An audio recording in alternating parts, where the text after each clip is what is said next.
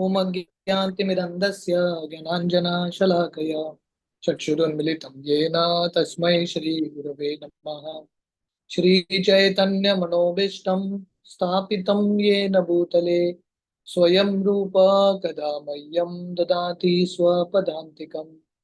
वन्देऽहं श्रीगुरो श्रीयुतः पदकमलं श्रीगुरून् वैष्णवांश्च श्रीरूपं साग्रजातां सहगणा रघुनाथान्वितं तं सजीवं साद्वैतं सावधूतं परिजनासहितं कृष्णचैतन्यदेवं श्रीराधा कृष्णपादान् सहगणा ललिता श्रीविशाखान्वितंश्च नमो ओम विष्णुपादाय कृष्णप्रेष्ठाय भूतले श्रीमते भक्तिवेदांत स्वामीति नामिने नमस्ते सरस्वती देवे गौरवाणी प्रचारिणे निर्विशेष शून्यवादी पाश्चात्य देश तारिणे नमो ओम विष्णुपादाय कृष्णप्रेष्ठाय भूतले श्रीमते भक्ति सिद्धांत सरस्वती इति नामिने श्रीवार्ष महानवी देवी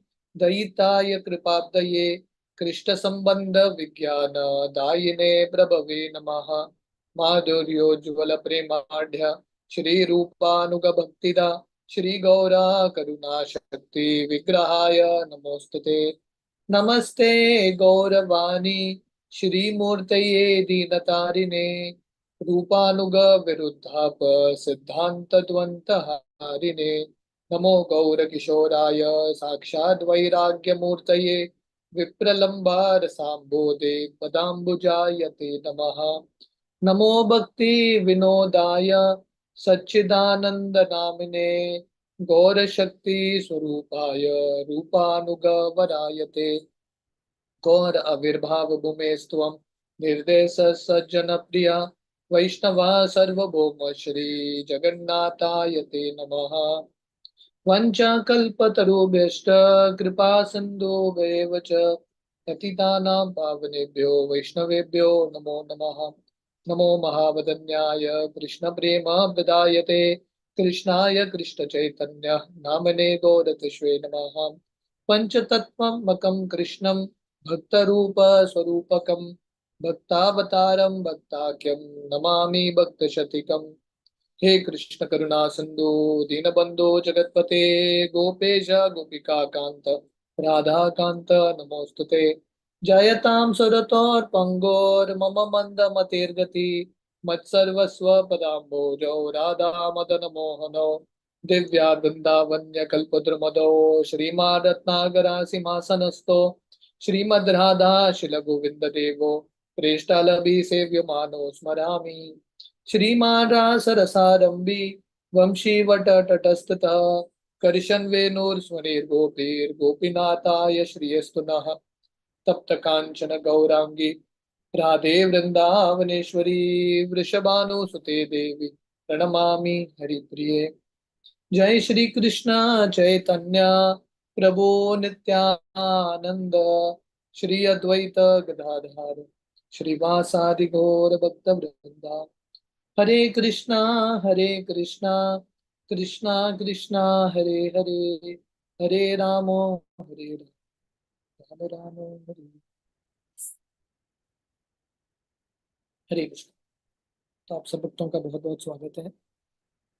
तो कल के दिन हमारे लिए बहुत बड़ा दुख का खबर मिला है। दुख का समाचार, परम पूज्य गोपाल कृष्ण गोस्वामी महाराज हम सबको छोड़ के भगवत धाम चले गए हैं। तो कभी कभी विचार करना भी बहुत मुश्किल है कि एक्चुअली ऐसा घटना हुआ है। किसी ने सोचा भी नहीं था ऐसा कुछ होगा। गोपाल कृष्ण महाराज के बारे में हम जितना भी बोले उतना कम है। उनका पूरा जिंदगी 40-45 ईयर्स उन्होंने शिला प्रभुपाद की सेवा की। इतने सारे मंदिर बनाए, उसका गिनती भी नहीं हो सकता। एक मंदिर बनाना इतना मुश्किल होता है। परम पूज्य गोपाल कृष्ण महाराज ने इतने सारे मंदिर बनाए। सिर्फ दिल्ली एनसीआर में लगभग 18 मंदिर है महाराज के, 18 टेम्पल्स। और महाराज के इतने बड़े बड़े शिष्य हैं और इतना प्रचार कर रहे हैं ये सब शिष्य।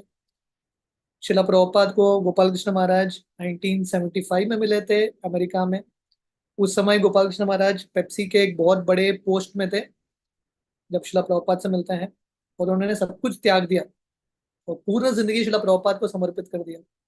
जैसे षड गोस्वामी अष्टकम में श्रीनिवास आचार्य वर्णन करते हैं, त्यक्त्वा तूर्णम अशेष मंडलपति। तो ये जो षड गोस्वामी है, इतने धनी थे, उन्होंने सब कुछ त्याग के वैराग्य का जिंदगी अपना लिया। तो वैसे ही परम पूज्य गोपाल कृष्ण महाराज इतने धनी थे, इतने सक्सेसफुल थे बिजनेस में, उन्हें सब कुछ छोड़ दिया और पूर्ण तरीके से सन्यासी का जिंदगी बिताया। और शिला प्रभुपाद ने उनको जो पहले उपदेश दिया था कि जितना हो सके पुस्तक वितरण करना, प्रिंट बुक्स। जैसे शिला प्रभुपाद के गुरु भक्ति सिद्धांत सरस्वती उनको उपदेश देते हैं, और शिला प्रभुपाद ने पूरे जिंदगी भर प्रयास किया और प्रभुपाद को बहुत सक्सेस मिलता है। तो वैसे ही गोपाल कृष्ण महाराज प्रभुपाद की इंस्ट्रक्शन को इतने गंभीरता से पालन करते हैं। हर साल जो पूरे विश्व का सबसे बड़ा स्कोर है, दिल्ली का मंदिर ही बनाता है, इतने सालों का रिकॉर्ड है। तो महाराज ने उनके सब शिष्य को ये उपदेश दिया है। मैंने गोपाल कृष्ण महाराज के बहुत सारे शिष्यों को देखा है, बहुत सारे गृहस्थ शिष्य। आप किसी के घर में भी जाओगे ना, महाराज के जो डिसाइपल्स हैं, उनके घर में definitely at least 100 Bhagavad Gita copy होगा साल के किसी भी दिन में। और ये सब शिष्य महाराज के उपदेश को पालन करते हैं, क्योंकि महाराज ने ये आज्ञा को इतने गंभीरता से लिया है। उन्होंने इतना सारा प्रभुपाद की पुस्तकों का वितरण किया। गोपाल कृष्ण महाराज स्वयं एक वीडियो में बताते हैं, जब वो शिला प्रभुपाद से इनिशियली मिले थे, प्रभुपाद उनको बोलते हैं कि भारत में जाके पुस्तक वितरण करना। तो गोपाल कृष्ण महाराज भारत के अलग अलग बुक स्टोर में दिल्ली में पुस्तक रखते हैं, और थोड़े समय बाद जाके देखते हैं रिपोर्ट प्राप्त करने के लिए कि पुस्तक वितरण हुआ कि नहीं। ये बुक स्टोर में कुछ भी पुस्तक वितरण नहीं होता है। तो वो शिला प्रभुपाद को आके बोलते हैं कि कुछ भी सेल नहीं हुआ। तो प्रभुपाद बोले, ये बुक स्टोर लोग सेल नहीं कर पाएंगे, my books are sold based on the enthusiasm of my devotees. Prabhupada बताते हैं, मेरा जो पुस्तक है मेरे भक्तों के उत्साह की वजह से बिकता है। और महाराज ने ये आज्ञा को गंभीरता से लिया है, और इतने उत्साह के साथ उन्होंने पुस्तक वितरण किया है और इतने सारे मंदिरों को बनाया है। शास्त्र वर्णन करता है, अगर कोई व्यक्ति जिंदगी में एक मंदिर बनाता है ना भगवान कृष्ण का, डेफिनेटली भगवत धाम जाता है, just by making one temple. महाराज ने इतने सारे मंदिर बनाए हैं। और इसके साथ साथ हमारे जो सबसे मेन मंदिर है मायापुर का, उसके भी सबसे main fund collector Gopal Krishna Goswami Maharaj है। मैक्सिमम फंड्स गोपाल कृष्ण महाराज उधर भी दिए हैं उन्होंने। तो महाराज तो डेफिनेटली भगवत धाम गए हैं। पर हम महाराज के ये अ, बहुत कीमती संघ को मिस करेंगे। महाराज का ये धरातल पे उपस्थिति से ही एक धरातल में हम सब वैष्णवों को एक बहुत आशा और प्रेरणा मिलता था। महाराज जितने भी बिजी हो, रोज सुबह मंगल आरती को उठते थे आप, और रोज सुबह प्रैक्टिकली मंदिर में विग्रहों के सामने आरती करते थे, इतने बुढ़े अवस्था में भी। मैं लास्ट ईयर ही जब महाराज को देखा था वृंदावन में, ये साल भी देखा मैं थोड़े समय पहले, और लास्ट ईयर जब मैं देखा था महाराज को, महाराज सडनली मुझे इतने बूढ़े दिखे। मैं 2 साल पहले देखा है महाराज को, महाराज इतने बूढ़े नहीं थे। पता नहीं, शायद कोविड के बाद महाराज को lot of health issues that he develop. तो जब मैंने लास्ट ईयर महाराज को देखा था, उस समय मुझे समझ में आया कि टाइम इज रनिंग, समय निकल रहा है, और हम सबको एक्चुअली भक्ति और इन सब साधुओं का संग थोड़ा गंभीरता से लेना है। We have to take association of devotees. थोड़े दिन पहले परम पूज्य बीबी गोविंद महाराज गोपाल कृष्ण महाराज से मिलने के लिए गए थे, और उन्होंने महाराज का बहुत धन्यवाद व्यक्त किया और महाराज का बहुत गुणगान किया, ये बताते हुए कि महाराज ने जो अचीव किया है शिला प्रभुपाद के लिए, और कोई भी शिष्य इतना अचीव नहीं कर पाया। So much yes achieve. और महाराज का खासियत रहा है, उन्होंने एक भी क्षण वेस्ट नहीं किया है। उनका पूरा दिनचर्या भगवान कृष्ण के लिए, हर क्षण भक्तों के लिए, प्रभुपाद के लिए, भगवान की सेवा में लगा है। क्योंकि इतने फोकस्ड रहे हैं ये आयु में, उनके ये एक जिंदगी में महाराज ने इतना सब कुछ हासिल किया है। तो महाराज हमको सिखा रहे हैं कि हमारे जिंदगी का भी आयु सीमित है, लिमिटेड है। हमको समय वेस्ट न करते हुए फोकस्ड रूप से भक्ति करना है। You have to be very focused. तो एक चीज हमको महाराज से सीखना है और महाराज जी से प्रार्थना करना है कि हमको शक्ति मिले ताकि हम उनके पच्चीनों पे चलते हुए सेवा कर पाए। और महाराज का और एक बहुत स्पेशल क्वालिटी है, मतलब इतना सेवा करते हुए भी महाराज हमेशा नम्र रहे हैं, हमेशा भक्तों के लिए उनके पास समय रहा है, भक्तों से बहुत प्रेम से बात करते हैं महाराज। और महाराज का और एक स्पेशल कैरेक्टरिस्टिक है, जो सबसे बड़े बड़े पॉलिटिशियंस हैं, जो वेरी इन्फ्लुएंशियल पीपल हैं, जो धनी व्यक्ति हैं, महाराज उनको प्रचार करने में एक निपुणता रखते थे। तो इसलिए हम देखते हैं कि महाराज के तिरोभाव के बाद अ, इंडिया का प्राइम मिनिस्टर मोदी जी हो, प्रेसिडेंट हो, इतने सारे लोगों का मैसेजेस आ रहे हैं। तो इससे हमको समझ में आता है कि महाराज ने कितने सारे लोगों का दिल जीता होगा। So many people heart he has touched. तो डेफिनेटली हम महाराज के संग को मिस करेंगे। जब हम रामानंद राय और महाप्रभु का ये संवाद पढ़ रहे थे तो हमने देखा था महाप्रभु रामानंद राय को एक प्रश्न पूछते हैं। तो पूछते हैं, दुख मध्य कौन दुख है ये गुरुतर। अगर आपको याद है, महाप्रभु रामानंद राय को पूछते हैं सबसे बड़ा दुख क्या है, द ग्रेटेस्ट मिजरी। तो रामानंद राय बोलते हैं, कृष्ण भक्त विरह विना दुख ना ही देखी पर। तो रामानंद राय बोलते हैं, कृष्ण भक्त के जो विरह है उससे बड़ा कुछ दुख नहीं है। There is no unhappiness more than this. और हम एक्चुअली अभी महसूस कर रहे हैं। अ, महाराज से हर भक्त बहुत प्रेम करते हैं, महाराज से दीक्षित हो या न हो। एवरी डिवोटी इन इस्कॉन, हर जो इस्कॉन के भक्त हैं, महाराज से बहुत प्रेम करते हैं। पर महाराज के विरह के बाद एक्चुअली हम सबको समझ में आ रहा है कि हम महाराज से कितना प्रेम कर रहे हैं। We are experiencing this love. तो इसको बोलते हैं विप्रलंब भाव। हमारा संप्रदाय का यही मूड है, लव इन सेपरेशन। विरह के भाव में ये प्रेम करना और महाराज के आज्ञाओं का, उपदेश का पालन करना। तो आइए, अ, आज का सत्र शुरू करने से पहले हम परम पूज्य गोपाल कृष्ण महाराज को प्रणाम करते हैं, कोटि कोटि प्रणाम करते हैं और उनसे प्रार्थना करते हैं कि उनके उपदेश अनुसार, उनके उदाहरण अनुसार हम अपना भी जिंदगी बिता पाए और हम भी पूरा जिंदगी भगवान को समर्पित करके और अंत समय पे हम कृष्ण का स्मरण कर पाए। महाराज को 2 कार्डियक अरेस्ट हुआ, किडनी फेल हुए, देहरादून के हॉस्पिटल में थे, कंप्लीटली अनकॉन्शियस। लोकनाथ गोस्वामी महाराज उनके लिए कीर्तन कर रहे थे। देखिए भगवान का क्या अरेंजमेंट है। प्रभुपाद के इतने करीब के जो भक्त हैं महाराज के लिए कीर्तन कर रहे हैं। और जब कीर्तन कर रहे थे, लोकनाथ गोस्वामी महाराज का वो वीडियो है, अंत समय पे गोपाल कृष्ण महाराज हरे कृष्णा जप करके अपना प्राण त्यागते हैं। तो इससे बड़ा क्या हो सकता है। Perfect life, perfect death. तो शिला प्रभुपाद ने क्या चमत्कार किया है। प्रभुपाद ने इतने सारे शिष्यों को बनाया है जो प्रभुपाद के एग्जैक्ट उदाहरण के अनुसार अपना जिंदगी बिताया है। और प्रभुपाद की तरह ही कृष्ण का स्मरण करते हुए उन्होंने अपना शरीर त्यागा है। इनफैक्ट किसी ने एक मैसेज भेजा था कि परम पूज्य गोपाल कृष्ण महाराज थोड़े दिन पहले या थोड़े महीने पहले अपने जो करीब के भक्तों को महाराज ने बताया है, 2024 इज माई लास्ट ईयर। महाराज ने ऑलरेडी घोषणा कर दिया। महाराज बोले, शिला प्रभुपाद ने मुझे बताया है 2024 मेरा लास्ट साल है, इसलिए हमको कार्य बहुत जल्दी बढ़ाना है। हाँ, बहुत सारे मंदिरों की स्थापना करना है। इसलिए महाराज का जो स्पीड था, बहुत हाई स्पीड में महाराज काम कर रहे थे। तो इससे पता चलता है कि जैसे भीष्मदेव, उनके पास इच्छा मरण था, लगभग महाराज जी की तरह महाराज को भी ऐसा ही इच्छा मरण था। उन्होंने ऑलरेडी निश्चय कर लिया था और उनको ऑलरेडी पता था कि 2024 में उनका देहांत होने वाला है। सो महाराज का ये जो उत्कृष्ट उदाहरण है हम सबके लिए, एक बेंचमार्क है, स्टैंडर्ड है। हमारे महाराज हमेशा के लिए एक रोल मॉडल और हीरो रहेंगे। सो it is very important that हम महाराज के उदाहरण को हमेशा याद करें और ये विरह के भाव में हम महाराज जी से हमेशा प्रार्थना करते रहें। परम पूज्य गोपाल कृष्ण गोस्वामी महाराज की जय। हरे कृष्ण। तो हम गौर लीला की कथा को आगे बढ़ाएंगे।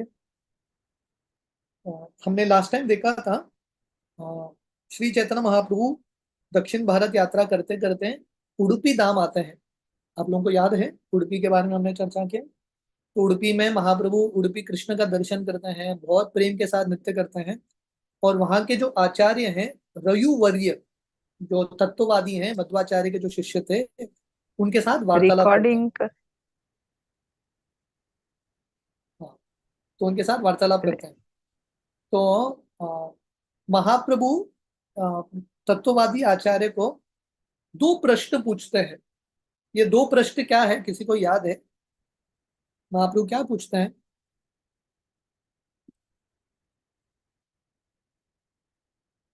Anyone remembers? महाराज ने महाप्रभु ने ये तत्ववादी को क्या पूछा था? क्या दो प्रश्न थे? शिवानी माता जी, आप बताएंगे? हरे कृष्णा। अनम्यूट करें माता जी।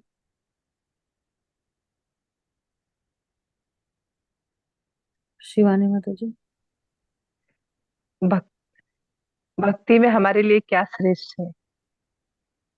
हाँ, क्या श्रेष्ठ, यस, आप बिल्कुल करीब है, पर स्पेसिफिकली महाप्रभु ने दो प्रश्न पूछा था। पहला, भक्ति में सबसे श्रेष्ठ साधना क्या है और सबसे श्रेष्ठ साध्य क्या है? साधना मतलब what is the greatest process, और साध्य का अर्थ है परफेक्शन, जिंदगी का लक्ष्य क्या होना चाहिए। महाप्रभु ने ये दो चीज पूछा था। ठीक है, तो ये तत्ववादी आचार्य रयुवर्य ने क्या उत्तर दिया था? सबसे श्रेष्ठ साधना उन्होंने क्या बताया? व्हाट इज द ग्रेटेस्ट साधना? श्रवण कीर्तन। नहीं, वो तो महाप्रभु ने न, बताया। न, ओके। वर्णाश्रम धर्म का पालन। एग्जैक्टली, हाँ। वर्णाश्रम धर्म बताया। वर्णाश्रम धर्म। और सबसे श्रेष्ठ लक्ष्य या साध्य क्या बताया उन्होंने? 5 प्रकार की भक्ति। मुक्ति। 5 प्रकार की मुक्ति, बराबर, यस। तो तत्ववादी आचार्य ने ये दो चीज बताया था। सबसे श्रेष्ठ साधना है वर्णाश्रम का पालन करते हुए कृष्ण को संतुष्ट करना, और सबसे श्रेष्ठ साध्य है मुक्ति प्राप्त करना, 5 तरह का मुक्ति। पर महाप्रभु ने, हमने देखा, बहुत सुंदर प्रस्तुति के साथ अलग अलग शास्त्रों को कोट करते हुए महाप्रभु ने समझाया कि ये दोनों गलत हैं। सबसे श्रेष्ठ साधना है श्रवणम कीर्तनम स्मरणम अर्चनम दास्यम वंदनम सख्यम आत्मनिवेदनम। ये जो नौविधा भक्ति है, सबसे श्रेष्ठ साधना है। और सबसे श्रेष्ठ साध्य है मुक्ति नहीं, पर कृष्ण के प्रति प्रेम प्राप्त करना और भगवान की सेवा करना सबसे श्रेष्ठ लक्ष्य है। That is a perfection. तो महाप्रभु इस तरह से ये दोनों चीज पे सम्मत नहीं होते हैं, और महाप्रभु समझाते हैं तत्ववादी आचार्य को।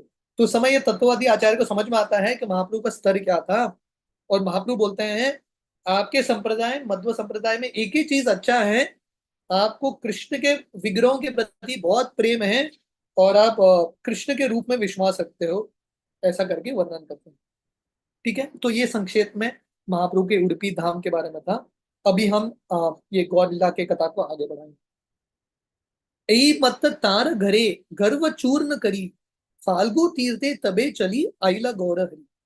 तो महाप्रभु तत्ववादी के गर्व को चूर्ण करते हैं, और वहां से महाप्रभु फाल्गु तीर्थ आते हैं।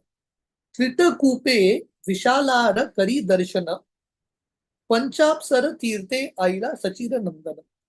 तो वहां पे श्री चैतन्य महाप्रभु त्रितकूप करके एक जगह है, वहां पे विशाल विग्रह, भगवान के विग्रह का दर्शन करते हैं।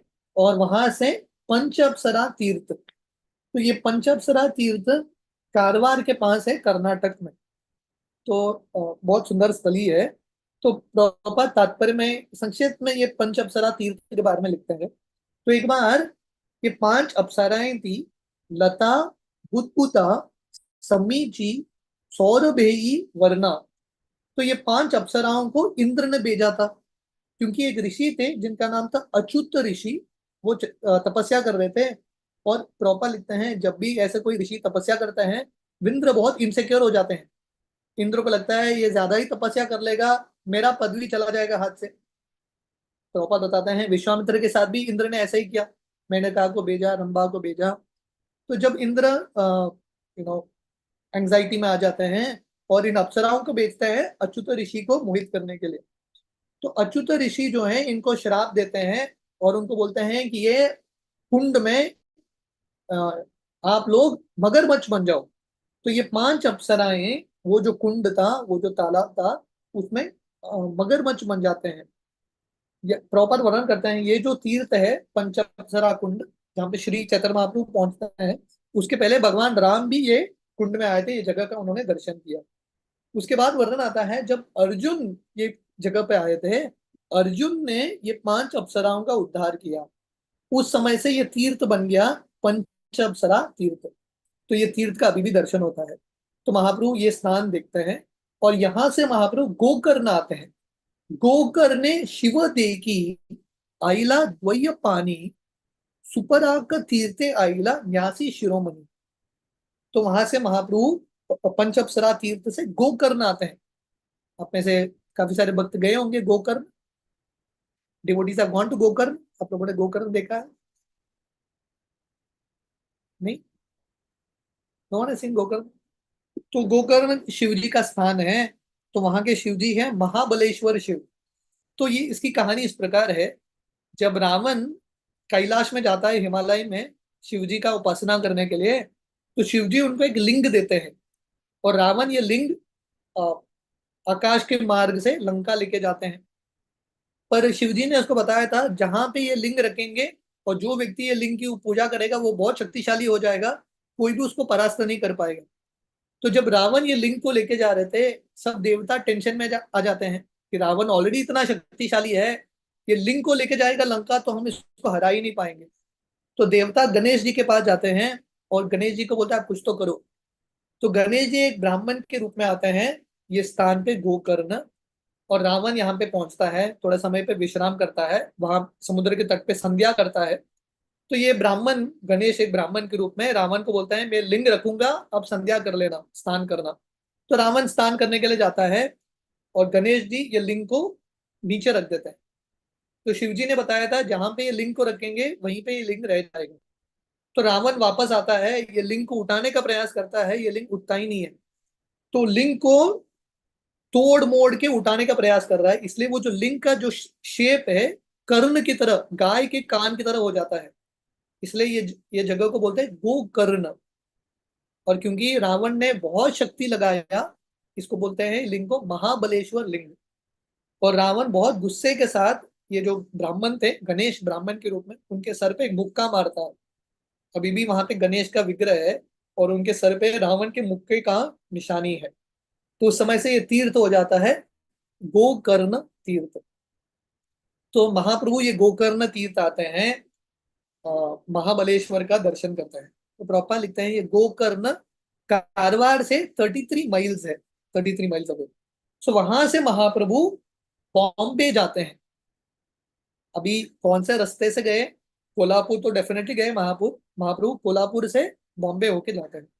तो शायद पता नहीं अलग अलग स्थली से होके गए होंगे। तो बॉम्बे में एक जगह है सुरपराक, जिसका वर्णन प्रभुपाद लिखते हैं महाभारत में आता है। और प्रभुपाद बोलते हैं दिस इज इन थाना डिस्ट्रिक्ट। और प्रभुपाद बोलते हैं अभी भी बॉम्बे में एक जगह है जिसका नाम है सोपारा। तो ये सोपारा शायद यही स्थली है, महाप्रभु वहां पे जाते हैं। सूरपराग तीर्थ, बॉम्बे में एक तीर्थ स्थली है उस समय। कोल्हापुरे लक्ष्मी देखी देखे न क्षीर भगवती, लंग गणेश देखी देखे न चोर पार्वती। तो महाप्रभु कोल्हापुर आते हैं। कोल्हापुर में लक्ष्मी जी का दर्शन करते हैं, महालक्ष्मी का, लंग गणेश का दर्शन करते हैं, और चोर पार्वती का दर्शन करते हैं। तो प्रभुपाद तात्पर्य में लिखते हैं कोल्हापुर में एक्चुअली 250 मंदिर है, उसमें से 6 बहुत प्रमुख हैं और बहुत प्रसिद्ध मंदिर है। अंबाबाई या माँ लक्ष्मी का मंदिर, विठोबा मंदिर, टेम्बलाई मंदिर, महाकाली मंदिर, प्रत्यंगिरा मंदिर, यल्लम्मा मंदिर। ये 6 मंदिर बहुत प्रसिद्ध है। वहां से महाप्रभु पंढरपुर जाते हैं। तथा हईते पंढरपुरे आईला गौरचंद्र, विठ्ठले ठाकुर देखी पाईला आनंद। वहां से महाप्रभु पंढरपुर धाम पहुंचते हैं। आप में से कितने भक्त गए हैं पंढरपुर धाम?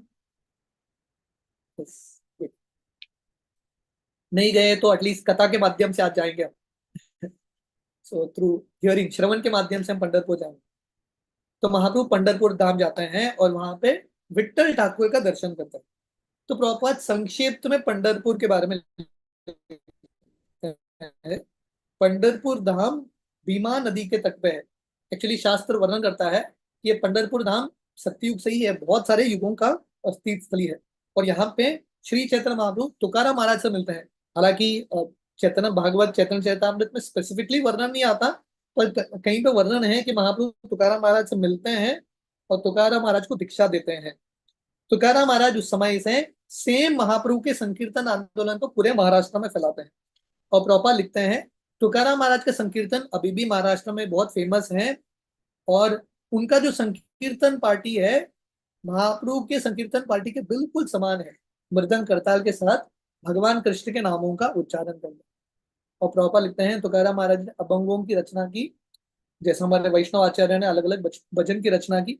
और इस तरह से तुकाराम महाराज निरंतर पंढरपुर धाम में विठ्ठल का सेवा करते थे, दर्शन करते थे। तो इस तरह से प्रभुपाद संक्षिप्त में पंढरपुर धाम के बारे में लिखते हैं। पंढरपुर भू वैकुंठ है, बहुत इंपॉर्टेंट पवित्र स्थली है धरातल में। प्रेमावेश कैल बहुत कीर्तन नर्तन, तहां एक विप्र तारे कैल निमंत्रण। तो महाप्रभु बहुत आनंद के साथ विठ्ठल जी के सामने कीर्तन करते हैं, नृत्य करते हैं। उस समय एक ब्राह्मण महाप्रभु को उनके घर प्रसाद के लिए बुलाते हैं।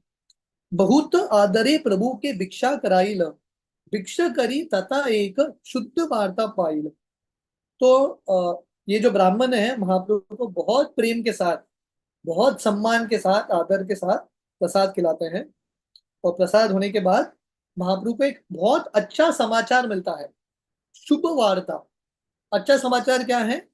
माधवपुरी र शिष्य श्रीरंगपुरी नाम सही ग्रामे विप्र ग्रहे करे न विश्राम। समाचार क्या मिलता है महाप्रभु को? यही पंढरपुर धाम में एक ब्राह्मण के घर में श्रीरंगपुरी थे। और श्रीरंगपुरी कौन है? माधवेंद्रपुरी के शिष्य या महाप्रभु के गुरु ईश्वरपुरी के गुरु भाई श्रीरंगपुरी। और महाप्रभु इतने प्रसन्न होते हैं ये समाचार सुन के। तो हमारे लिए सबसे महत्वपूर्ण समाचार, सबसे आनंद का समाचार क्या है? जब हमको साधुओं का दर्शन होता है। तो मैं चिंतन कर रहा था कि हमारा जिंदगी, अगर ये जन्म में अगर हम भगवत धाम गए कि नहीं गए, गोपाल कृष्ण महाराज और इतने सारे वरिष्ठों का, इतने शुद्ध भक्तों का दर्शन हो रहा है, हमारे लिए यही जिंदगी की सफलता है, दिस परफेक्शन ऑफ लाइफ। क्योंकि इन संतों का दर्शन करना बहुत ही दुर्लभ है। तो महाप्रभु इतने प्रसन्न होते हैं ये सुन के कि श्रीरंगपुरी पंढरपुर धाम में है। सुनिया चलीला प्रभु तारे देखी बहारे, विप्र ग्रहे वशी आचेन देखीला तहारे। तो ये समाचार सुन के महाप्रभु तुरंत इमीडिएटली श्रीरंगपुरी से मिलने के लिए जाते हैं। और जब वो पहुंचते हैं वहां पे, वो देखते हैं कि श्रीरंगपुरी वो स्थान पे बैठे थे एक जगह पे। प्रेमावेशी करे तारे दंड प्रणाम, अश्रु पुलक कंप सर्वांगे पद भाव। तो श्री चैतन्य महाप्रभु श्रीरंगपुरी को देख के तुरंत दंडवत प्रणाम अर्पण करते हैं कि ये मेरे गुरु के गुरु भाई हैं। और महाप्रभु को श्रीरंगपुरी देख के उनके शरीर में इतना अष्ट सात्विक का विकार आता है, अश्रु बहता है, शरीर का कंपन होता है और शरीर में पूरा पसीना छूटता है। देखिया विस्मित हईला श्रीरंगपुरी मन, उतः श्रीपाद बलि बलीला वचन। तो जब श्री चैतन्य महाप्रभु को देखते हैं, श्रीरंगपुरी इतने भाव में चले जाते हैं। वो महाप्रभु को बोलते हैं, हे Shripad, your holiness please get up, आप उठिए। श्रीपाद धर मोर गोसाई संबंध, तहा बिना अन्यत्र नाही यही प्रेम गंध। तो महाप्रभु तुरंत श्री चैतन्य महाप्रभु को बोलते हैं, आप डेफिनेटली माधवेंद्रपुरी के रिलेटेड हो, नहीं तो आपके पास इतना कृष्ण प्रेम नहीं हो सकता। आप माधवेंद्रपुरी से कहीं ना कहीं आपका कनेक्शन है, देयरफॉर यू हैव कृष्ण प्रेम। प्रभुपाद तात्पर्य में लिखते हैं, भक्ति सिद्धांत सरस्वती वर्णन करते हैं, लक्ष्मीपति तीर्थ तक। तो हम जानते हैं कि माधवेंद्रपुरी के गुरु थे लक्ष्मीपति तीर्थ, जो मध्वाचार्य के परंपरा में आ रहे थे। लक्ष्मीपति तीर्थ तक सिर्फ कृष्ण का पूजा होता था, राधा कृष्ण की पूजा का विधि नहीं था। मध्व संप्रदाय में सिर्फ कृष्ण की पूजा होती है, राधा कृष्ण की पूजा का विधि नहीं है। पर माधवेंद्रपुरी से ये राधा कृष्ण का पूजा स्थापित होता है। तो माधवेंद्र पुरी जो है ये कृष्ण प्रेम के पेड़ के जड़ माने जाते हैं। The root is Madhavendra Puri. तो प्रॉपर यहाँ पे लिखते हैं, unless one is connected to the disciplic succession of Madhavendra Puri there is no possibility of awakening symptoms of ecstatic love. जब तक व्यक्ति माधवेंद्र पुरी के साथ उनका संबंध नहीं है, कृष्ण के प्रति प्रेम उत्पन्न नहीं हो सकता, वृंदावन कृष्ण के प्रति। और प्रभुपाद आगे वर्णन करते हैं, ये यहाँ पे शब्द है गोसाई। गोसाई का अर्थ है गोस्वामी। प्रभुपाद लिखते हैं गोस्वामी अर्थात परमहंस जिन्होंने अपने इंद्रियों पे दमन प्राप्त किया है। और इंद्रियों पे दमन कैसे प्राप्त किया है? By engaging 24 hours in the service of the Lord.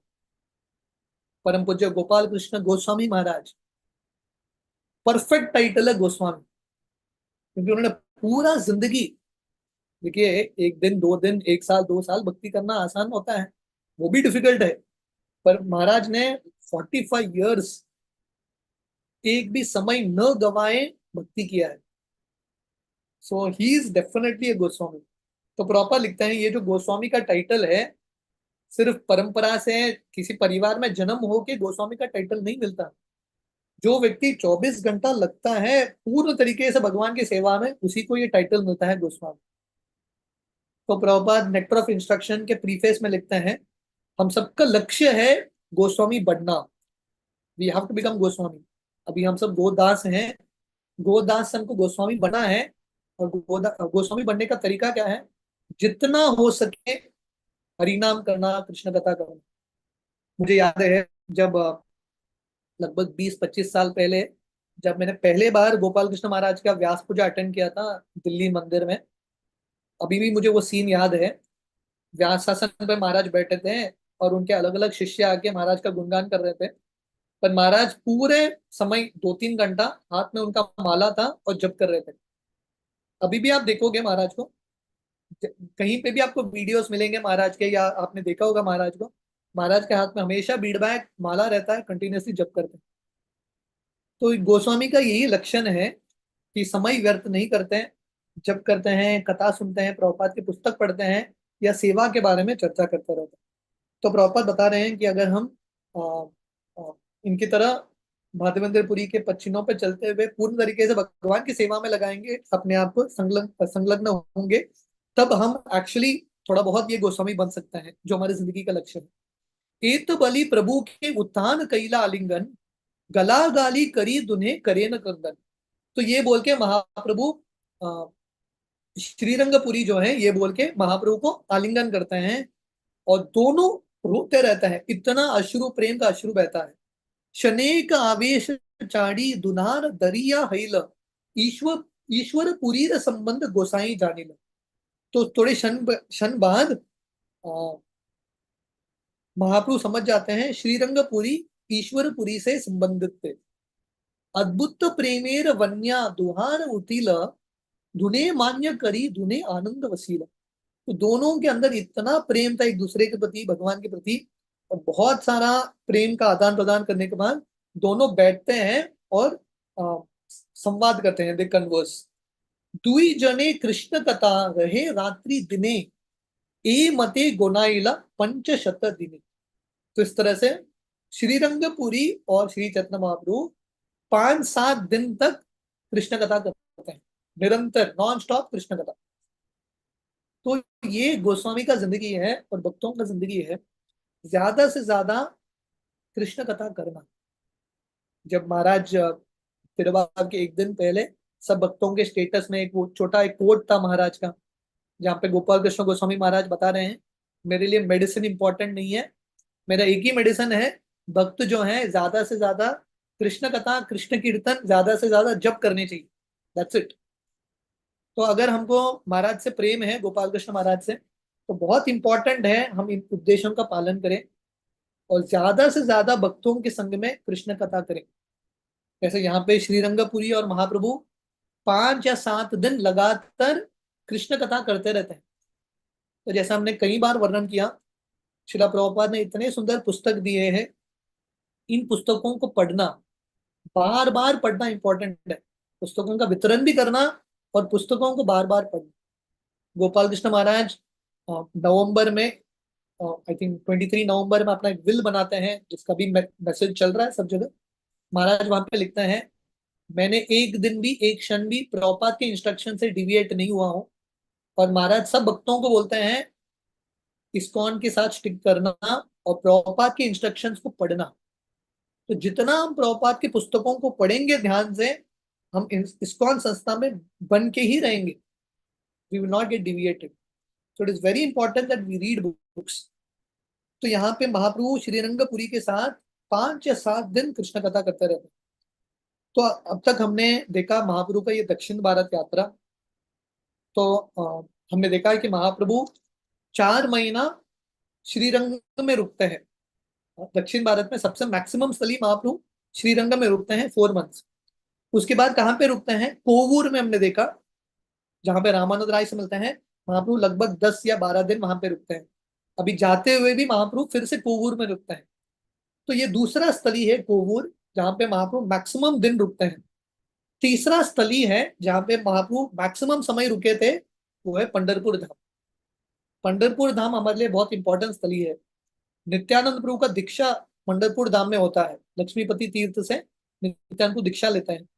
महाप्रभु के जो बड़े भाई विश्वरूप, उसके बारे में कहानी आएगा, विश्वरूप वहां पे आके संन्यास लेते हैं और वहीं पंढरपुर धाम में भगवत धाम चले जाते हैं। उनका तिरुभाव होता है।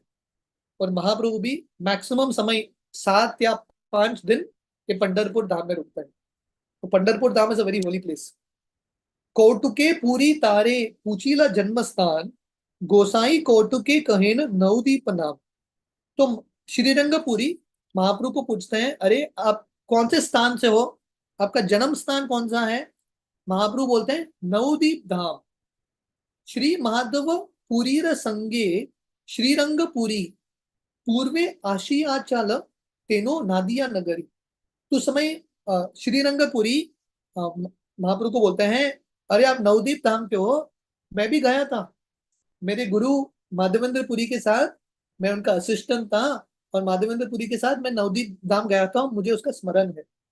जगन्नाथ मिश्र गरे भिक्षा ये करैल, अपूर्व मोचार घंट ताह ये खाइल। तो श्रीरंगपुरी बोलते हैं, मैं नवदीप धाम गया था माधवेंद्रपुरी के साथ, और मुझे याद है अभी भी जगन्नाथ मिश्र करके एक ब्राह्मण थे, उनके घर में हमने प्रसाद लिया था। और अभी भी वहां पे जो सब्जी बना था, बनाना फ्लावर, केले के फूल का, आप लोगों ने कभी खाया है केले के फूल का सब्जी? तो श्रीरंगपुरी बोलते हैं केले के फूल का सब्जी बहुत सुंदर सब्जी बनता है। अभी भी मैंने सची माता के हाथ का ये सब्जी खाया है, उसका अभी भी मुझे स्मरण हो रहा है। I still remember this. हम अक्सर यात्रा में बताते हैं, जब हम भक्तों को यात्रा लेके जाते हैं ना, तो यात्रा के एंड में हम फीडबैक्स लेते हैं भक्तों से, कौन सा स्थली अच्छा लगा, कौन सा कथा अच्छा लगा। और मजाक में हम भक्तों को बोलते हैं, बहुत बार भक्तों को क्या कथा अच्छा लगा, क्या कथा सुना, क्या जगह देखा याद नहीं रहता, पर क्या प्रसाद खाया वो डेफिनेटली याद रहता है।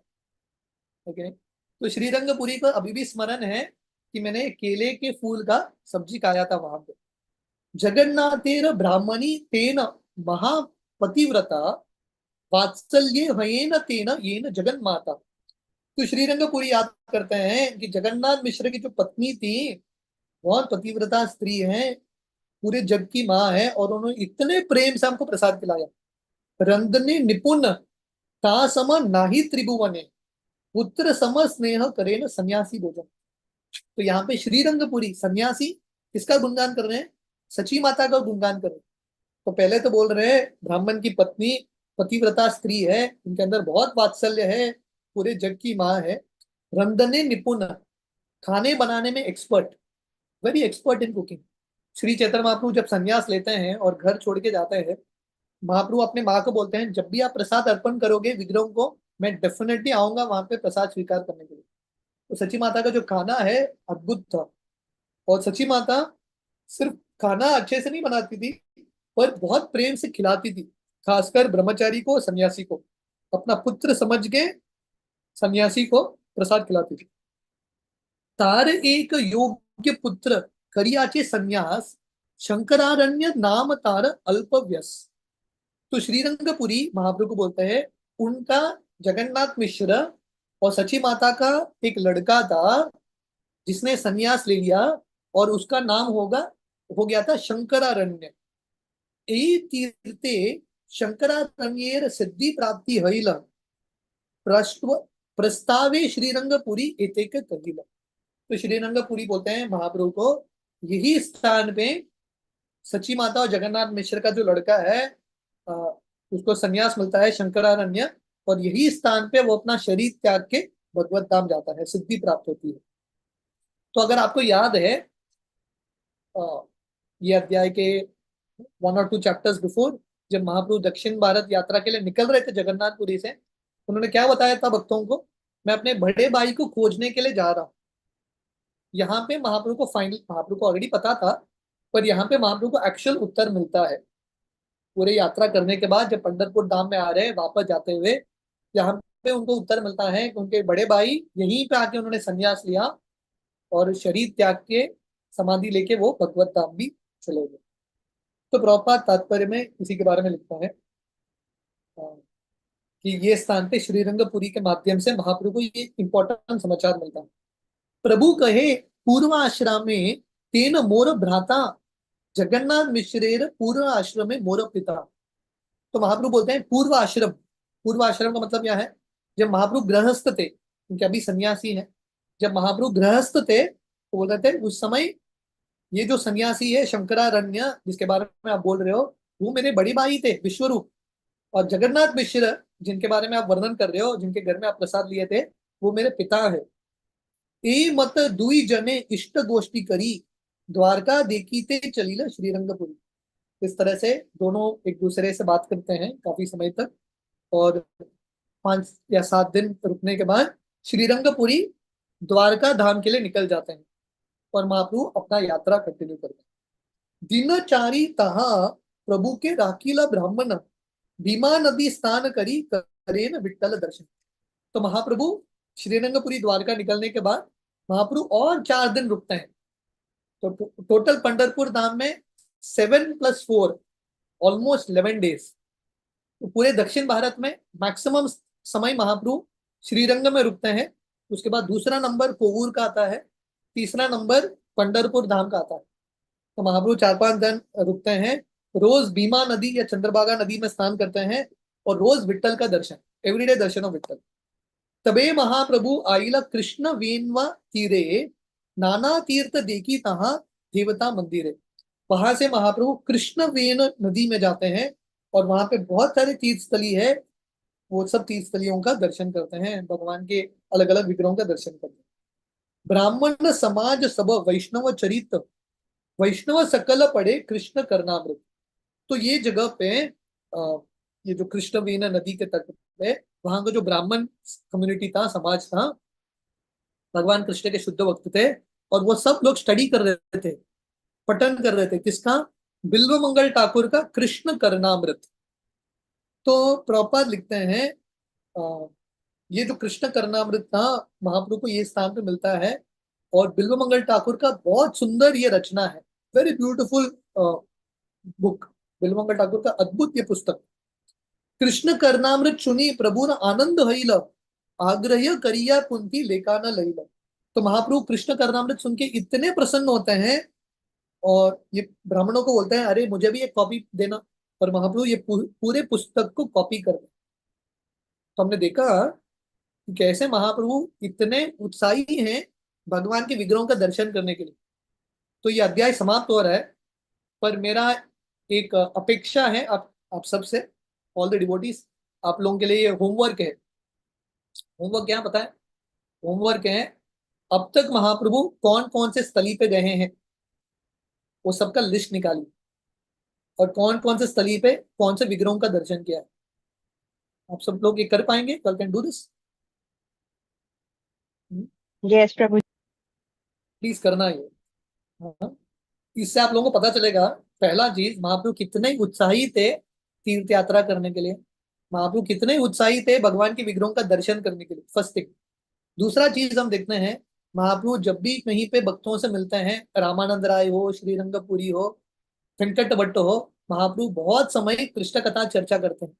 तो महाप्रभु दूसरा चीज सिखा रहे हैं हमको, कृष्ण कथा में भक्तों के संग में चर्चा करने में रुचि, और हमने बहुत बार देखा श्री रंगपुरी अकेले ही हैं, पर महाप्रभु के साथ कृष्ण कथा कर रहे हैं। रामानंद राय अकेले ही हैं, महाप्रभु कर रहे हैं कृष्ण कथा। तो हमने ये भी पॉइंट चर्चा किया था कि कृष्ण कथा करने के लिए, चर्चा करने के लिए बहुत सारे भक्तों की जरूरत नहीं है, एक दो डिवोटीज हैं, डेफिनेटली हम कर सकते हैं। तीसरा चीज हम देख रहे हैं पूरे दक्षिण भारत यात्रा में, महाप्रभु को कहीं पे भी कुछ शास्त्र मिलते थे, महाप्रभु इतने उत्साहित थे वो शास्त्र पढ़ने के लिए, समझने के लिए, पूरे शास्त्र का कॉपी बनाते हैं। तो हमने देखा था ब्रह्म संहिता का कॉपी बनाया महाप्रभु ने, पूर्व पुराण के वो 2 श्लोक लेके गए महाप्रभु वो रामदास विप्र के पास, और यहाँ पे महाप्रभु पूरे कृष्ण करनामृत का कॉपी बनाते हैं। तो शास्त्र में पुस्तक, जो पुस्तक तो श्रील प्रभुपाद ने जोर दिया था, भक्ति सिद्धांत सरस्वती ने जोर दिया था, जो परम पूज्य गोपाल कृष्ण महाराज ने जोर दिया था, वो हमारे परंपरा का एक भाग है। तो महाप्रभु भी पुस्तकों का कॉपी बनाते हैं। वाले जब पुस्तक मिलते हैं हम उसका वैल्यू नहीं करते। देखिए महाप्रभु स्वयं हाथ से लिख रहे हैं एक एक श्लोक, इतना महत्वपूर्ण है। जब कुछ चीज बहुत आसानी से मिलता है ना, वी डोंट वैल्यू इट। परम पूज्य गोपाल कृष्ण महाराज एक वीडियो में बता रहे थे, जब वो शिला प्रभुपाद से मॉन्ट्रियल में मिले थे अमेरिका में, तो प्रभुपाद ने उनसे विनती किया भारत में आप पुस्तक प्रिंट करना। जब गोपाल कृष्ण महाराज भारत आए और प्रभुपाद ने उस समय 1975 उनको जीबीसी बनाया भारत का, गोपाल कृष्ण महाराज ने भारत का पुस्तक प्रिंटिंग शुरू किया। अभी भारत में इतने लाखों की संख्या में पुस्तक बढ़ते हैं, प्रिंट होते हैं, इसका पूरा शुरुआत गोपाल कृष्ण महाराज ने कराया बीबीटी का। बीबीटी के ट्रस्टी रहे हैं बहुत सालों से।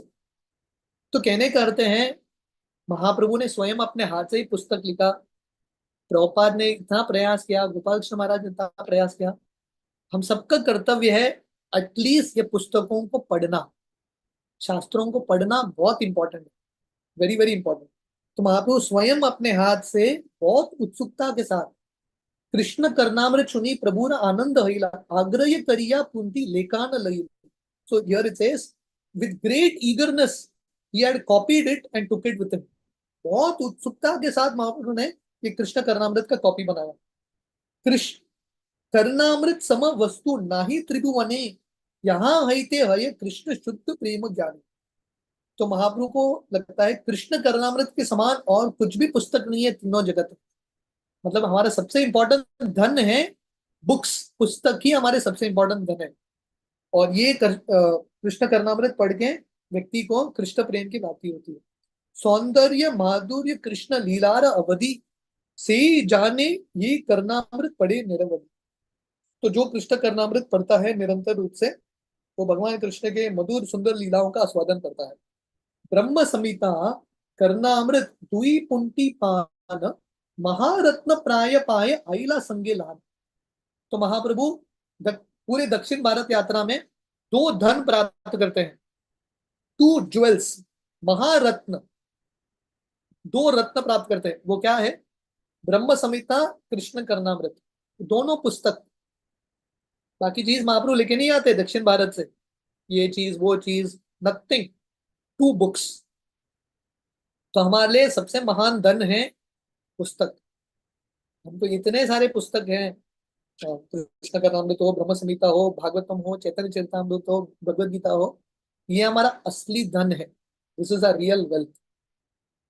शिला प्रभुपाद जब लंदन गए थे उस समय वहां के जो रिपोर्टर्स प्रभुपाद को पूछ रहे थे आप लंदन क्यों आए हो, तो प्रभुपाद बोले ब्रिटिश आप सब लोग जब भारत पे हुकूमत कर रहे थे 200 साल तक, आप लोगों ने भारत से बहुत सारा धन लेके गए, पर सबसे इंपॉर्टेंट धन भूल के गए, गीता भागवत का धन। वो धन मैं आपको देने के लिए आया हूं। तो ये धरातल का सबसे इंपॉर्टेंट धन है पुस्तक। Books are the most important wealth. तो महाप्रभु ये 2 धन प्राप्त करते हैं और वापस लेके आते हैं, किसके लिए? भक्तों को देने के लिए। देखिए महाप्रभु कॉपी क्यों करते हैं? ताकि आके भक्तों को दे सके। अगर महाप्रभु ने वो कॉपी नहीं करते थे अब तक हमको ब्रह्म संहिता नहीं मिलता था। तो किसी ने कष्ट उठाया, महाप्रभु ने, लाभ हम सबको हो रहा है। गोपाल कृष्ण गोस्वामी महाराज ने बीबीटी शुरू किया मेहनत करके, लाभ हम सबको हो रहा है।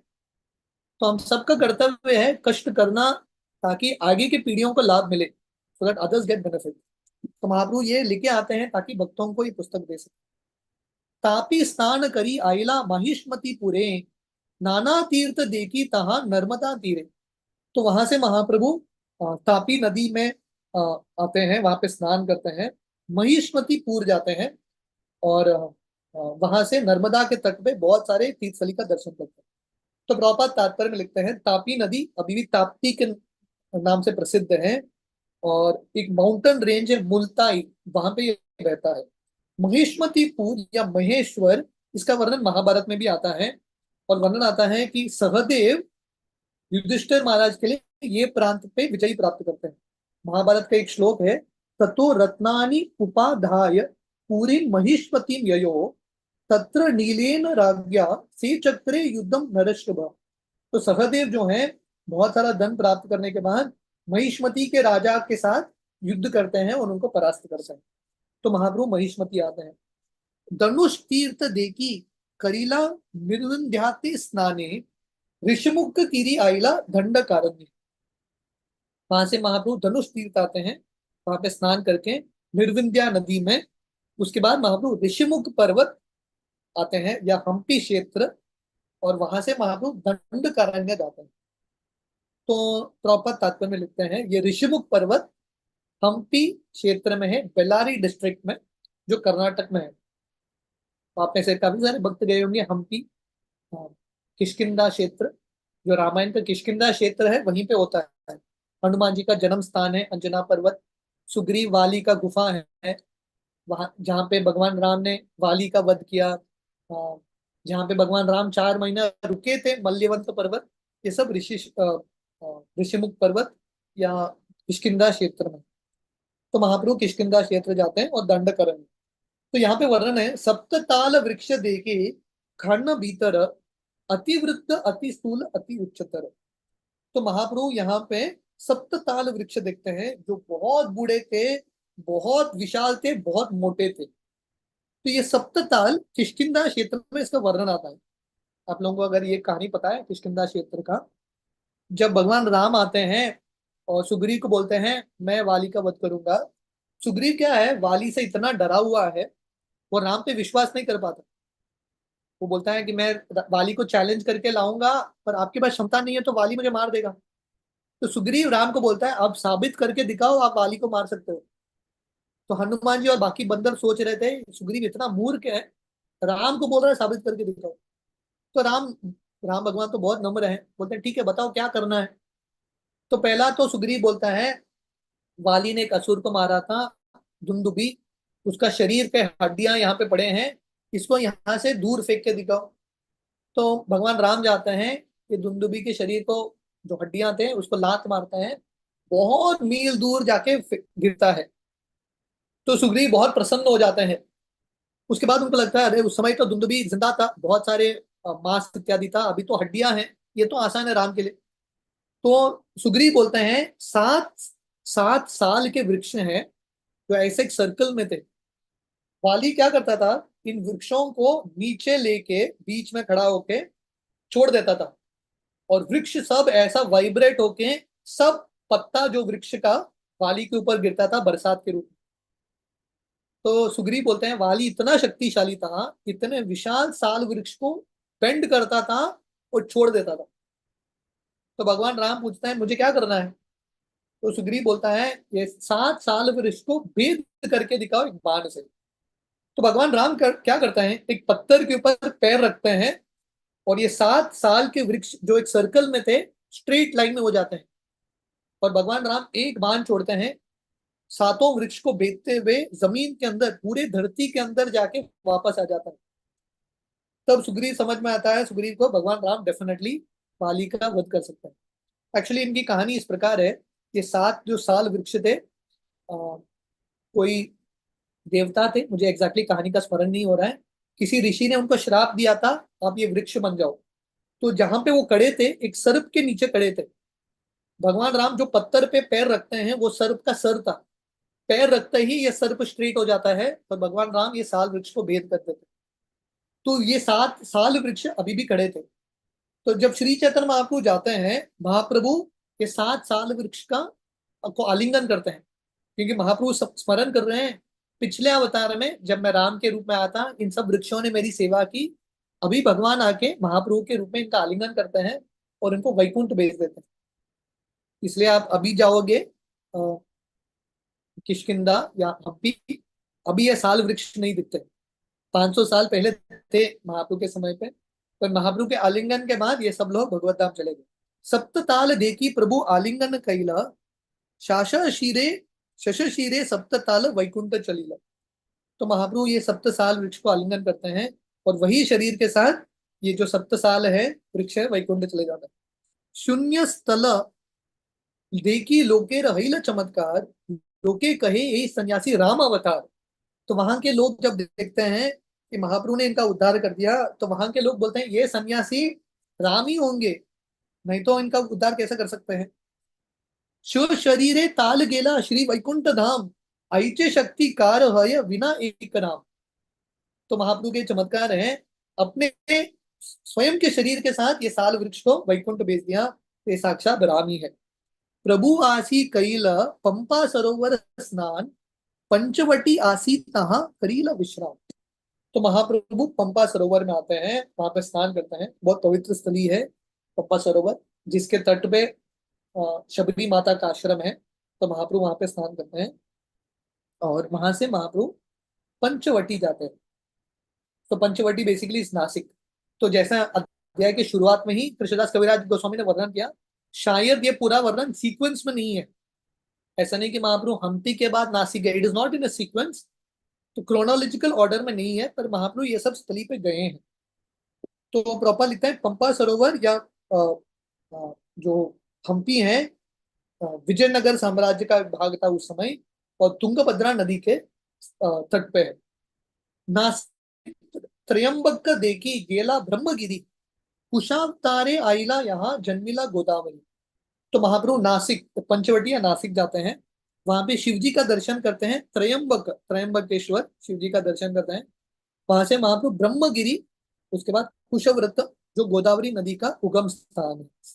सप्त गोदावरी आइला करी तीर्थ बहुतर, पुनरापि आइला प्रभु विद्यानगर।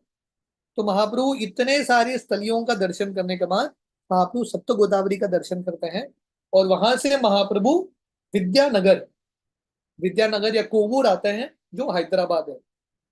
रामानंद राय सुनी प्रभु आगमन, आनंद आसिया कैला प्रभु सह मिलन। तो महाप्रभु शुरुआत में यहाँ पे आए थे विद्यानगर कोवूर, रामानंद राय से मिले थे। फिर से जब पहुंचते हैं, रामानंद राय जब सुनते हैं महाप्रभु फिर से आ गए हैं यहाँ पे, रामानंद राय बहुत प्रसन्न होते हैं और तुरंत जाते हैं महाप्रभु से मिलने। दंडवत हान पड़े चरण धरिया, आलिंगन कैला प्रभु तार उतार। तो रामानंद राय पूरा दंडवत प्रणाम करते हैं, महाप्रभु उनको उठा के आलिंगन करते हैं। दुई जने प्रेमावेशे करेन क्रंदन, प्रेमानंदे शिथिल हईल दुंकार मन। तो दोनों रोते हैं और दोनों का मन जो है एक दूसरे के प्रति प्रेम से शिथिल हो जाता है। शट शने दुई जन सुस्थिर हान, नाना इष्ट गोष्ठी करे एकत्र वसीय। तो वापस अपने एक दूसरे को कंट्रोल करते हुए दोनों एक स्थान पर बैठते हैं और अलग अलग कृष्ण कथा का चर्चा करते हैं। तीर्थ यात्रा कथा प्रभु सकल कहिला, करनामृत ब्रह्म समिता दुई पुंटी दिला। तो महाप्रभु रामानंद राय को बोलते हैं, अरे कौन कौन से तीर्थ स्थली में गया। जैसा होता है ना, अगर हम तीर्थ यात्रा से वापस आते हैं, जिनसे मिलते हैं उनको बोलते हैं, अरे ये स्थली देखा मैंने, ये स्थली देखा। तो वैसे महाप्रभु रामानंद राय को बोलते हैं, पता है क्या मैं कहाँ कहाँ गया, पूरा वर्णन करते हैं।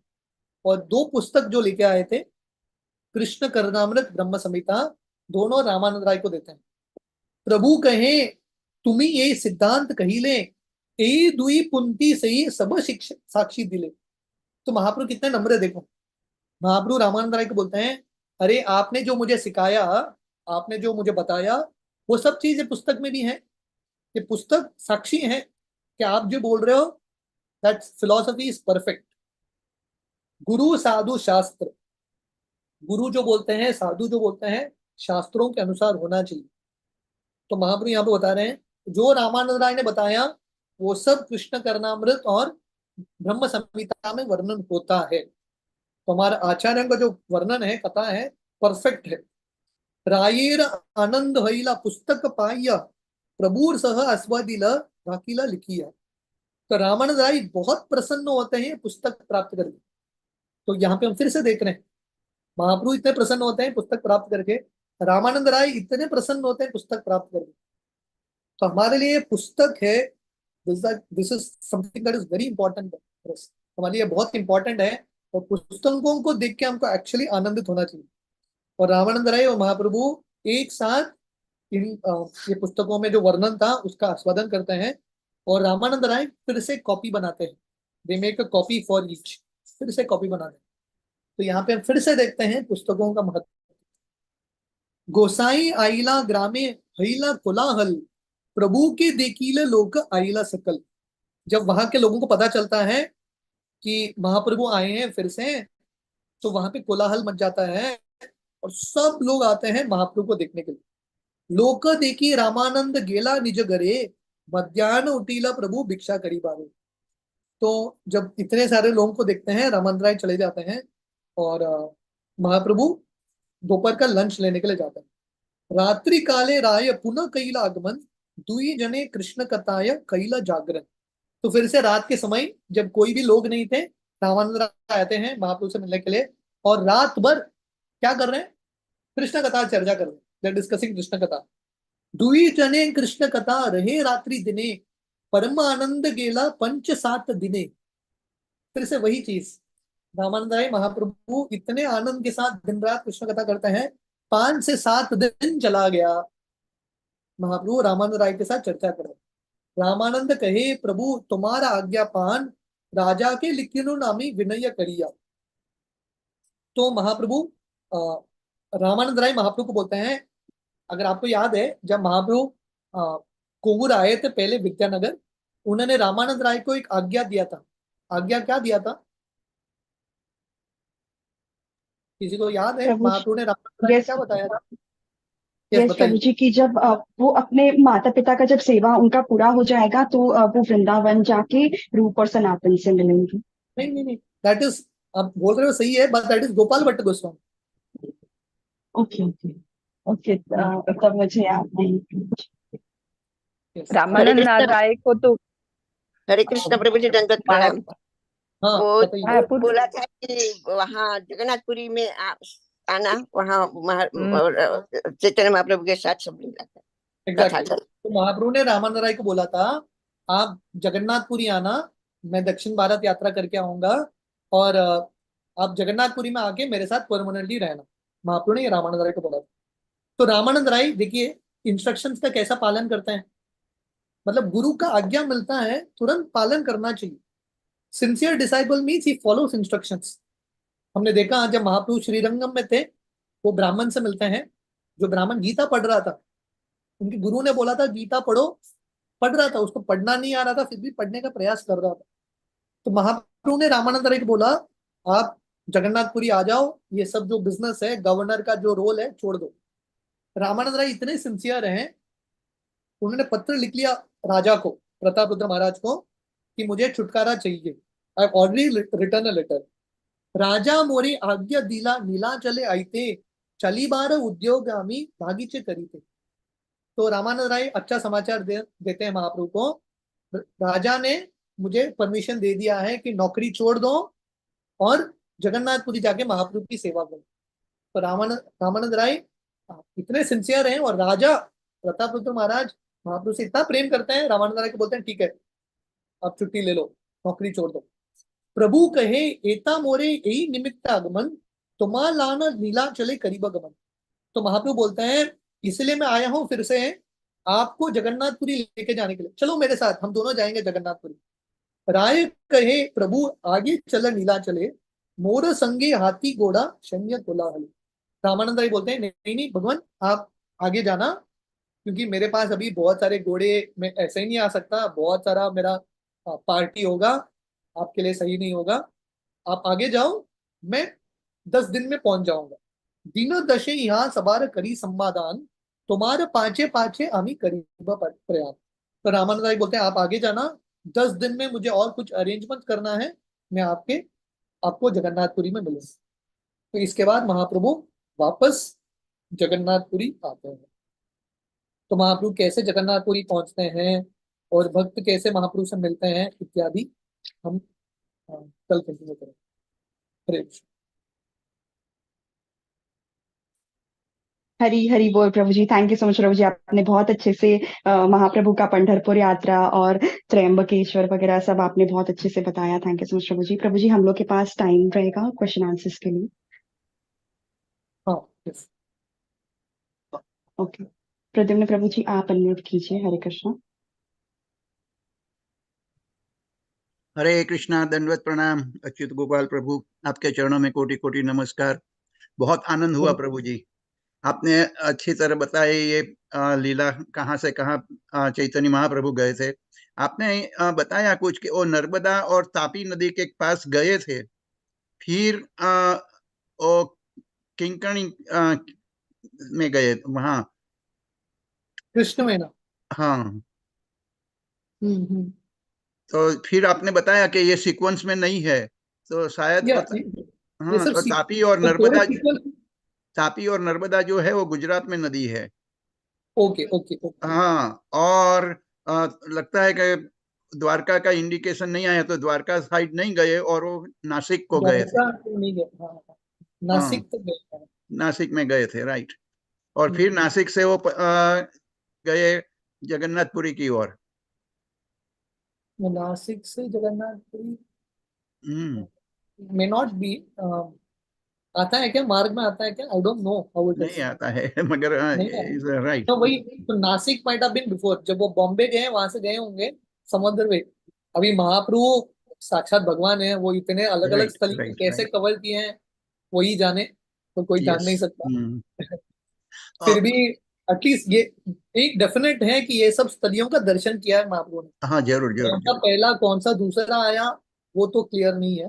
या और आपने बताया कि कृष्ण कर्णामृत में जो है, तो कृष्ण कर्णामृत का वो जो जिसमें वर्ष बताया है वो दामोदर स्तोत्र है, जो हम कभी कभी गाते हैं। करार विंदे न पदार विंदम मुखार विंदे विनिवेशयंतम, वो है ना वो। हाँ हाँ ओके, हाँ, हरे कृष्ण प्रभु जी। धन्यवाद धन्यवाद प्रभु जी। हाँ, थैंक यू प्रभु जी। आपसे भक्तों से विनती है, यदि आज की क्लास से रिलेटेड आपका कोई भी क्वेश्चन है या जिज्ञासा है तो आप अपना हैंड रेज कर सकते हैं। आकर्षक प्रभु जी आप अनम्यूट कीजिए। हरे कृष्णा। हरे कृष्णा प्रभु जी, दंडवत प्रणाम। परम पूज्य ही सुनस गोपाल कृष्ण गोसाई महाराज की जय।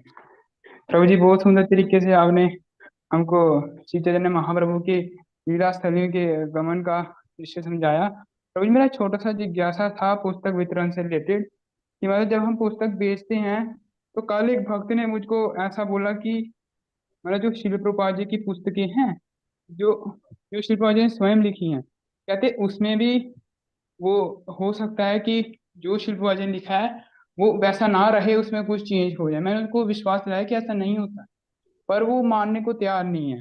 तो फिर वो तो पुस्तक वितरण में दिक्कत आ रहा है। तो प्रभु जी, इस विषय में हम क्या कर सकते हैं, कि कैसे अनुदान करें? और चेंजेस का नहीं, वो तो बहुत सारे भक्त डिस्कस करते रहते हैं। तो बेसिकली शिला प्रभुपाद ने उस समय जयद्वैत महाराज इत्यादि थोड़े भक्तों को प्रभुपाद ने बताया था स्वयं कि मेरे पुस्तक में जो ग्रामेटिकल एरर्स हैं उसको रेक्टिफाई कीजिए। तो प्रभुपाद के कहने पे और प्रभुपाद को दिखा के इन सब भक्तों ने किया है, तो चेंजेस कुछ नहीं हुए हैं। तो प्रभुपाद के कहने पे ये सब वट एवर चेंजेस प्रभुपाद ने इनको रिकॉग्नाइज किया था, ऑथराइज किया था, वही चेंजेस हुए हैं। That's it, some simple grammatical changes, that's all. जी प्रभु जी, वो कहते हैं कि मतलब क्या पता आगे हो सकते हैं, हमको क्या पता है, तो वो संदेह करते हैं। क्या प्रभु जी? मतलब वो कहते हैं कि हमको क्या पता बाद में चेंज कर दिया जाए बीच में, तो हमको पता नहीं चलेगा, तो हम उसी को मान लेंगे फिलॉसफी को। तो वो इस प्रकार से संदेह करते हैं। नहीं मैं समझा नहीं, वो क्या बोल रहे हैं? मतलब जैसे कि कोई पुस्तक निकला, तो अभी जो शिल्पा जी ने लिखा वो Bhagavad Gita as it is वैसे ही चला आ रहा है। वो कह रहे हैं कि हाँ, बीच में कोई वो चेंज कर दें फिलॉसफी में, और हमको पता नहीं चलेगा। इस तरीके का वो संदेह करते हैं। पर कौन चेंज कर रहा है? कोई चेंज नहीं कर रहा है ना।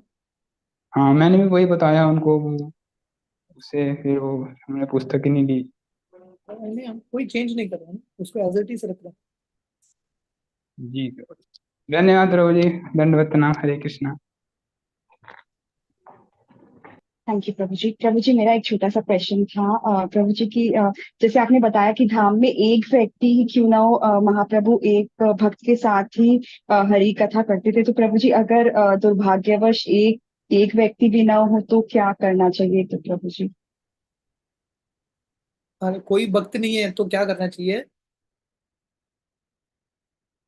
यस प्रभु जी, अगर कोई भी भक्त नहीं है, अगर डिवोटीज के साथ एसोसिएशन में अगर धाम नहीं जा पा रहे हैं तो जैसे तो भक्त के साथ हरि कथा होता है ना, तो अब कोई भी नहीं है तो क्या करना चाहिए फिर उस स्टेट पे? मतलब हम लोग अकेले ही कथा सुन सकते हैं, ऐसा कुछ करना होता है? हाँ, यस, डेफिनेटली। अभी कोई नहीं है तो अकेले ही सुनिए कथा, अकेले ही पुस्तक पढ़िए, मतलब पुस्तक पढ़ेंगे तो प्रभुपाद के साथ संग हो रहा है ना। तो जैसा हम पढ़ रहे हैं अभी पुस्तक, तो जब हम चैतन्य चरितामृत पढ़ रहे हैं, हमारा संग कृष्णदास कविराज गोस्वामी के साथ हो रहा है, प्रभुपाद के साथ हो रहा है संग, हमारा जो संघ है रामानंद राय, महाप्रभु, इन सबके साथ भी हो रहा है। तो बुक्स बुक्स जो है संग देता है। यहाँ पे जो पुस्तक में जो व्यक्तियों का वर्णन आता है, तो ये सब व्यक्तियां जो है पुस्तक के माध्यम से हमको संग देते हैं। तो अगर भक्तों का संग नहीं हो रहा है तो पुस्तक पढ़ सकते हैं, we will experience association. Okay, thank you so much Prabhu ji. Prabhu ji और एक हैंड रेज है, हम लोग ले सकते हैं प्रभु जी? इस हर्षिनी माता जी आप अनम्यूट कीजिए। हरे कृष्णा। हरे कृष्णा प्रभु जी, दंडवत प्रणाम, जय श्री प्रभुपाद। प्रभु जी मेरा ये सवाल था कि जब भी महाप्रभु त्र्यंबकेश्वर गए थे, तो एक्चुअली त्र्यंबकेश्वर एक बड़ा तीर्थस्थली जैसा है नासिक में, तो उसका कुछ इम्पोर्टेंस था क्या? मतलब महाप्रभु जाने के बाद वो तीर्थस्थली बनी, ऐसा कुछ आपको पता है? महाप्रभु जाने के बाद वो और इम्पोर्टेंट हो गया, क्या पूछ रहा है? हाँ, मतलब उसका इम्पोर्टेंस तभी से ज्यादा बढ़ा, ऐसे कुछ है क्या? उसका या कुछ डेफिनेटली स्टोरी है? स्टोरी, त्र्यंबकेश्वर तो इम्पोर्टेंट स्थल ही है, वेरी इंपॉर्टेंट शिवजी प्लेस। पर डेफिनेटली हमने देखा कि ऋषिदास कविराज गोस्वामी बोलते हैं, जो तीर्थ स्थली पे महाप्रभु गए हैं वो सब तीर्थ स्थली महातीर्थ हो गया, दस बिकम महातीर्थ। हम्म, तो हमारा ये विश्वास है, एंड डेफिनेटली शायद उसके वजह से और लोग जाते हैं वहां पे, हो भी सकता है। क्योंकि मैं नासिक मतलब जाती थी, तो मैंने वो त्र्यंबकेश्वर गई थी, बट मुझे कभी पता नहीं था कि महाप्रभु गए और वो भी बहुत इम्पोर्टेंट है करके आज पता चला। Thank you Prabhu ji, Hare Krishna. Yes, Hare Krishna. Thank you Prabhu ji. Prabhu ji तो अभी तो और कोई हैंड रेस नहीं है, तो क्या हम इस सत्र को यहीं पर विराम दे सकते हैं? Thank you so much Prabhu ji for such nectarean session always Prabhu ji. Hare Krishna. वांछा कल्पतरुभ्यश्च कृपा सिंधुभ्य एव च पतितानां पावनेभ्यो वैष्णवेभ्यो नमो नमः। समस्त कोटि वैष्णव वृंद की जय, श्री प्रभुपाद जी की जय, श्री भक्तों की जय। हरे कृष्णा। आप सभी से विनती है, शाम को 7:30 बजे श्रीमद् भागवतम का सेशन है, सेम जूम लिंक पे IST। आप सभी कृपया करके पधारें। हरे कृष्णा। हरे कृष्ण।